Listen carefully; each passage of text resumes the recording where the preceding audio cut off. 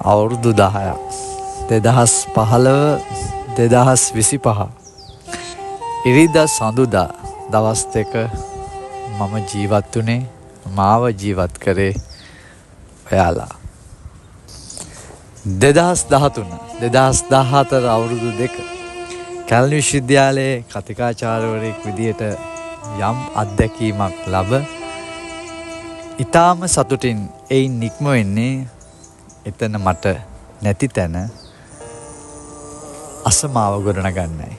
ඒ පාදමුණේ ඔබයි මගේ යාළුවනේ. කියන දේ කරන්න පුරුදු වෙන්න.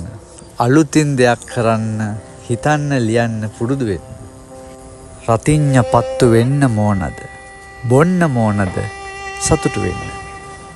ග්‍රීක සංස්කෘත එලිසබෙතන යථාර්ථවාදය නාට්‍ය රීති ජපන් හැම පාඩමක්ම උගන්වද්දී ප්‍රායෝගිකව දරුවන්ගේ හිතේ අඳින්නට මම දරපු උත්සාහය ලංකාවේ හැම දරුවෙක්ටම විඳින්න ඒ නාට්‍ය නිෂ්පාදනය කරන්න අදහස් එන්නේ ඔබ නිසයි දරුවනේ.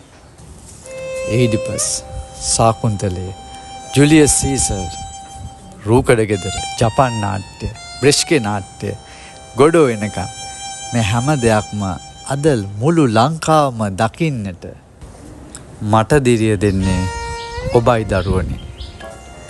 ටියුෂන් ගුරුවරයෙක් කියන නමට හරිම අකමැති මම එම වෘත්තියට සමුදිමි.